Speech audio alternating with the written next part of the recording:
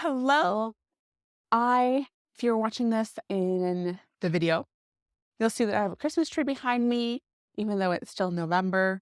But I wanted to just get cozy and have a conversation like we were girlfriends sitting on a couch. I'm currently sitting on a couch with my bubbling um, water. And I wanted to have a conversation with about something that I've been really learning to distinguish.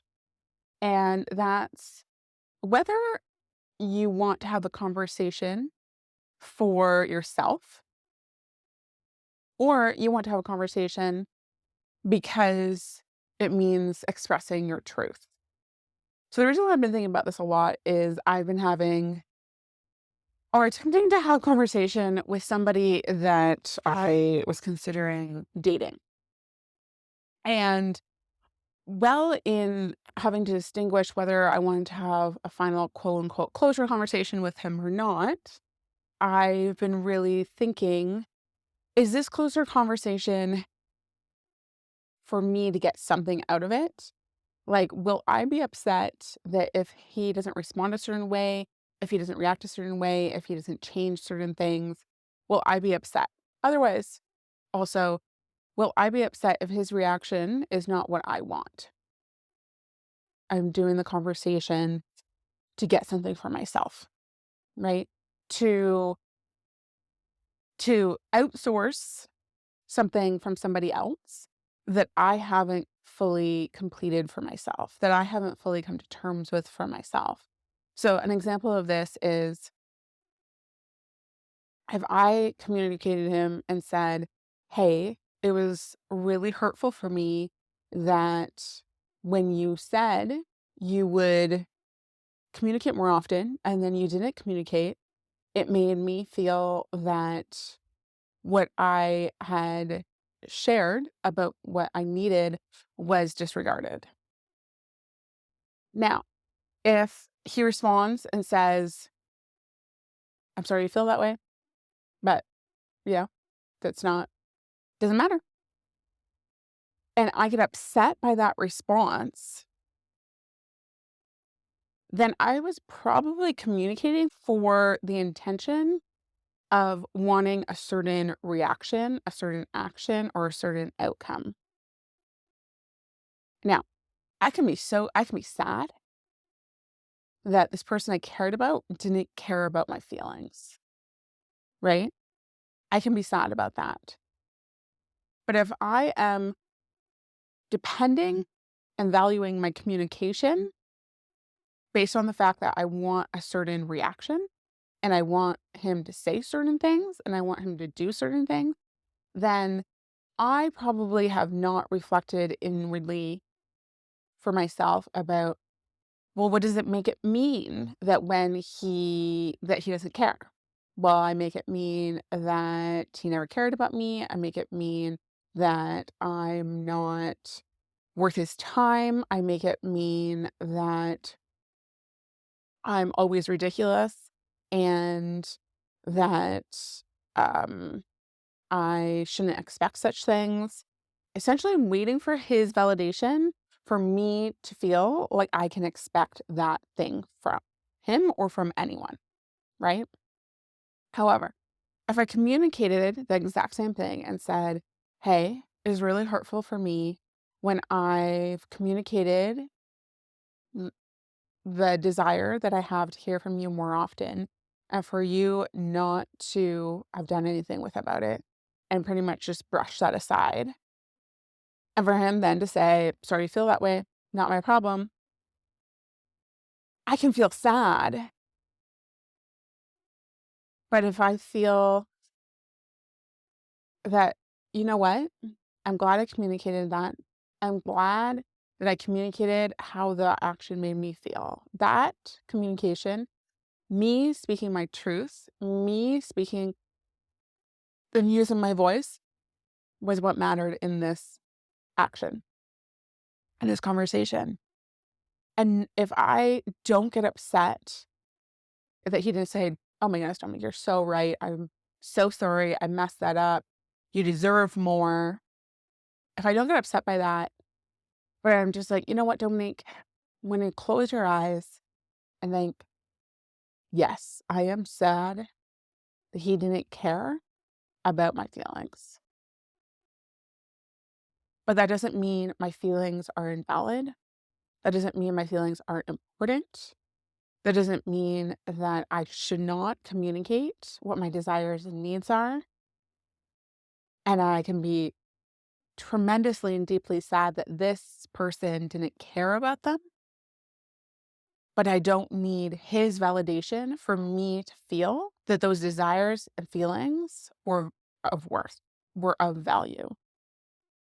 I don't need his reaction and his response to validate that for me because I validated that for myself. I am firm, I am centered for myself that is important. The person who says that they care about me would do that. Person who's in a place in their life to say they care about me and actually take the actions to back that up would care about that. And so those feelings are valid and those desires are valid. And I don't need this one person to validate that for me.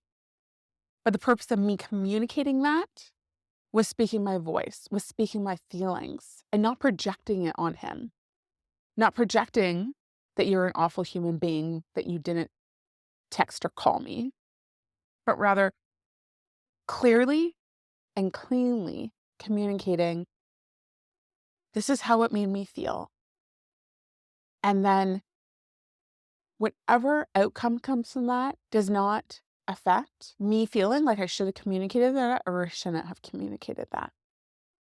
So I've been really thinking about this a lot because I feel if you're anything like me, I've gone on one extreme, like I've talked about in another podcast, where I was like, doesn't really matter. People will do whatever they want to do, so I'm not going to say anything. So usually for me, I would swing on this one end of just being like, I'm not going to say anything because it won't matter anyways. He won't care. So what does it matter? And so for me, the work and the healing in this moment is to be able to really ground into myself and say, okay, how am I feeling about this? I'm feeling disappointed. I'm feeling sad. I'm feeling rejected. Okay, that's how I'm feeling. And then continuing to do the work to validate who I am for myself. And then when I've done that work, to be like, okay, you know what?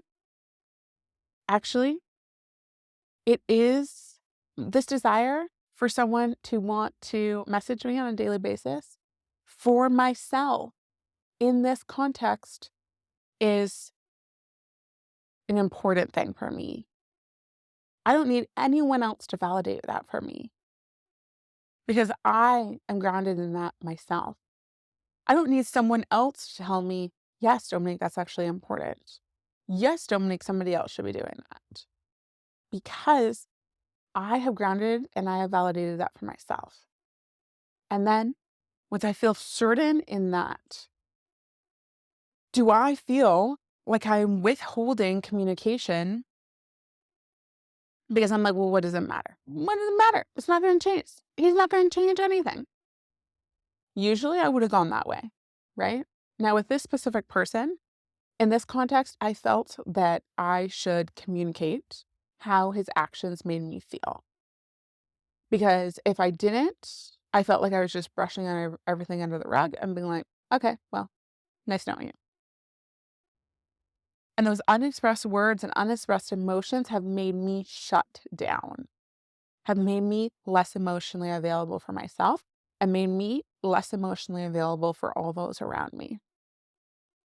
And so for me, I was like, I have this thing I want to communicate.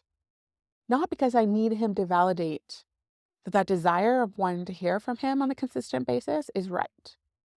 Not for him to validate that he was wrong for not doing it, but because there's something for me to communicate my truth about. Now, I know there are some other people who are on the other side of things who, when that type of stuff happens, are like, I want to tell them exactly how I'm feeling. I want to tell them, they need to know, they need to know, they need to know.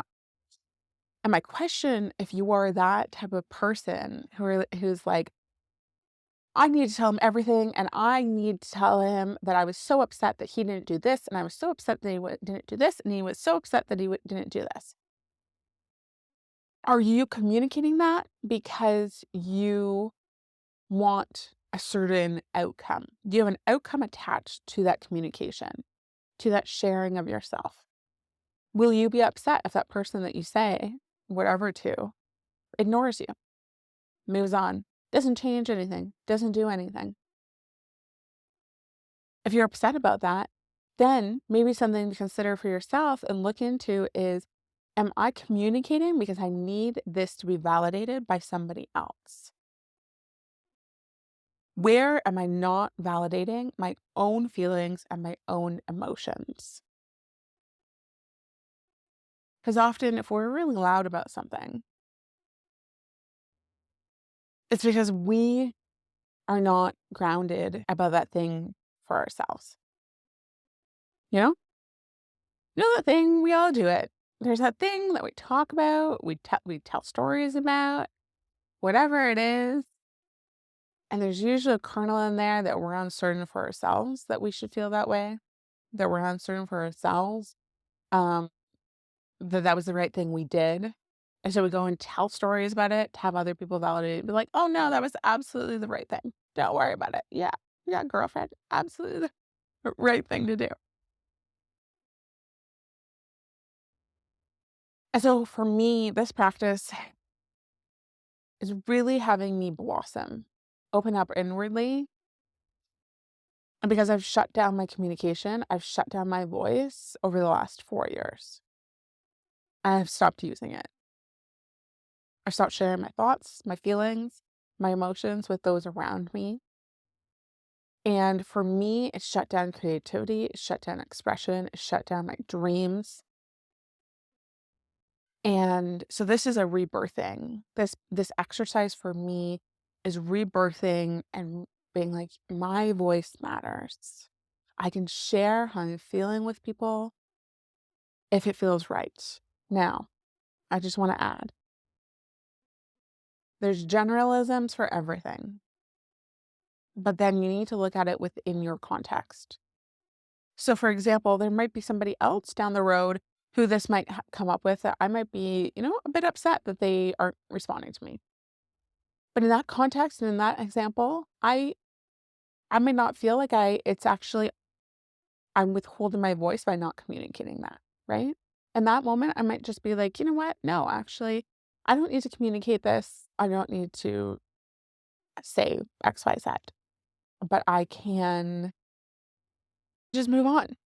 And in that context, that might be right. But in this context, that might not be right.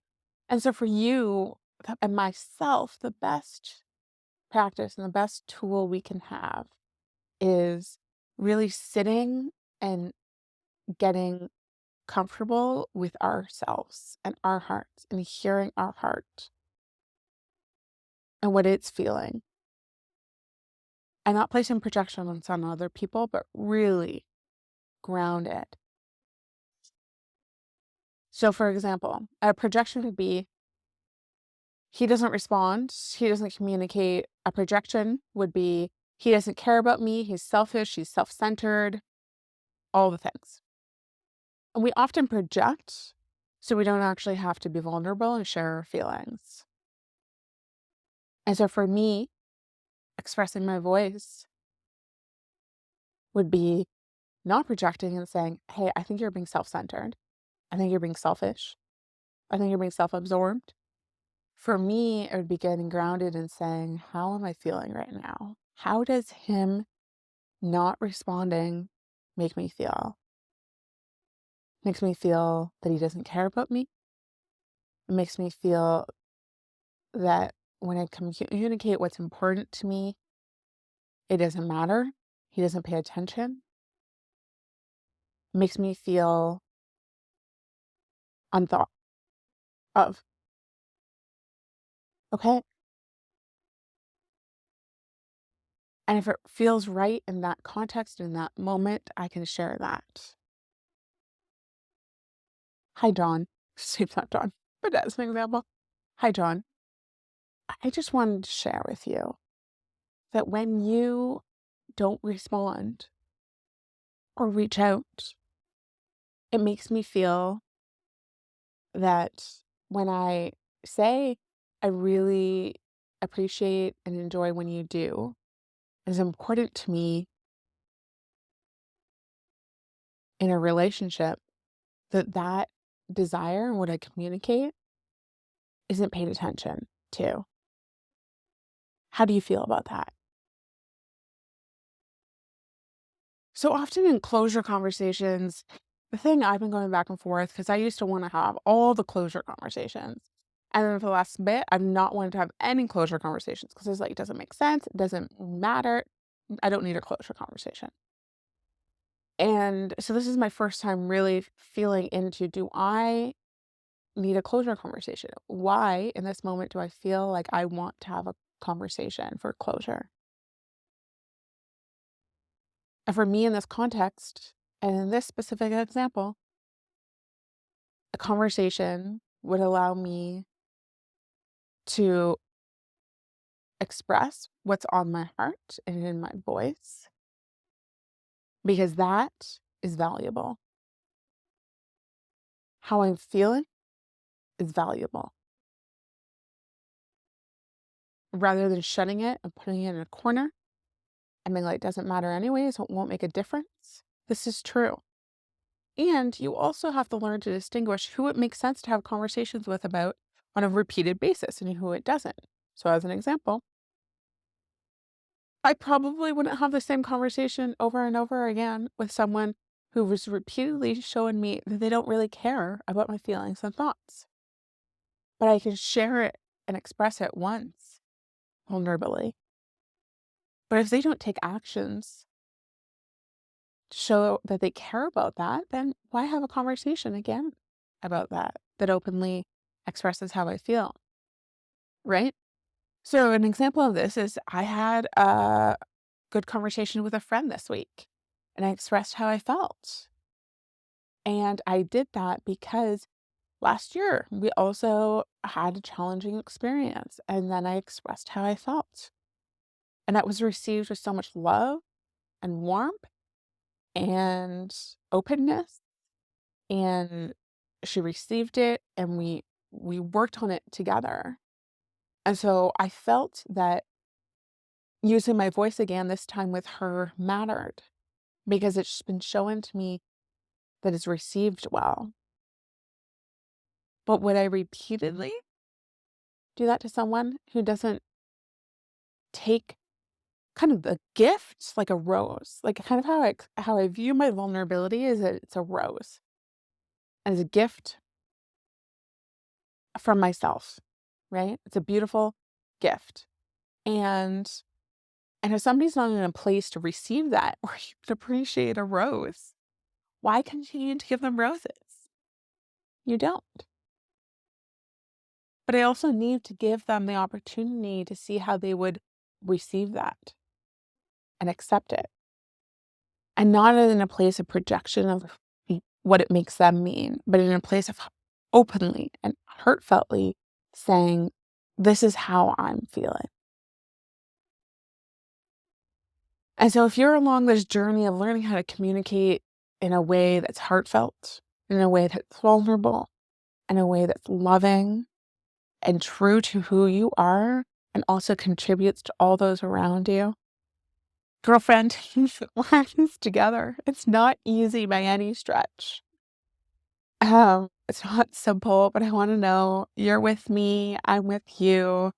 Send me a message on Instagram if this resonated with you. I would love to share more and hear from you, your own experience. And yeah, so that's my thoughts for today. I hope you guys all have a beautiful, beautiful day wherever you are. And until then, remember, you are your own muse. You create your own magic. you can go alchemize every and any circumstance into magic. Bye.